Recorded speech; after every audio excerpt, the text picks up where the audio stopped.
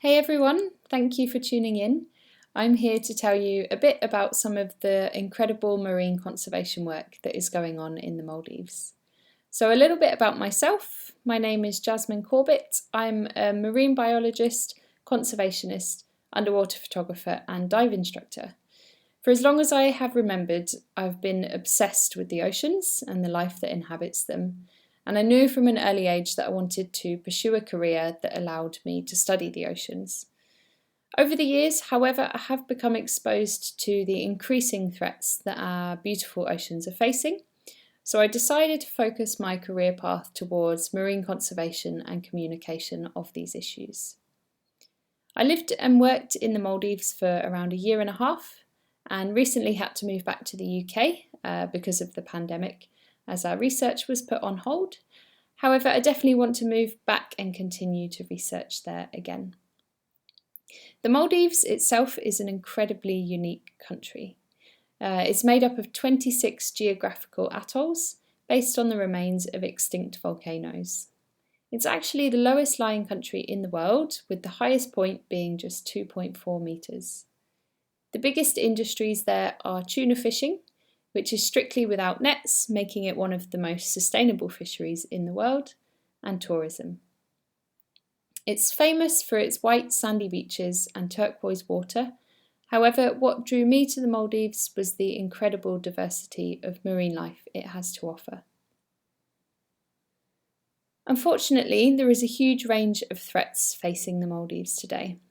These include plastic pollution and marine debris, as there are no advanced waste and recycling management facilities in the Maldives. Increasing tourism and population has resulted in excessive amounts of waste that the country is not yet in a position to deal with. Another problem is climate change. Increasing global temperatures have caused mass coral reef bleaching events, in which corals die because of excessive heat, and rising sea levels are quickly eroding and sinking their low-lying islands. Fast development due to tourism has destroyed natural habitats, and there has been an increased disturbance to marine life from unsustainable tourism. There are a number of really wonderful NGOs and charities based in the Maldives to help alleviate the pressures the Maldives' natural environment is facing and to try to restore these beautiful ecosystems. I've been working for an NGO called Marine Savers, based in Bar Atoll in the centre of the Maldives. And we have a huge variety of marine conservation projects at our Marine Education Centre. So the first of these is coral propagation. So in recent years, up to 90% of Maldives coral reefs have been lost to rising sea temperatures and damage from construction. So we aim to restore and breed corals to boost the reef back to their original state. We take small fragments of coral, like taking a cutting from a plant, and attach these to strong frames, which they grow over and create a new habitat. We often place these in sandy areas that could not support coral growth otherwise, and we pick species that are fast growing and more resilient to change in temperature. Now we have more than 4,000 frames growing around the island, resulting in a huge amount of coral growth. My main focus while I was there was managing a sea turtle rehabilitation programme at the centre. Unfortunately, sea turtles face multiple threats nowadays, and the most common of these that we witnessed there was entanglement in fishing nets, predominantly something that is known as ghost gear. This is abandoned nets that float around in the ocean and entangle marine life along the way. So what we do is we provide medical and supportive care to sick and injured turtles that we rescue and release them back to the ocean when they are healthy again. Since 2010, we've released more than 100 healthy turtles back to the ocean.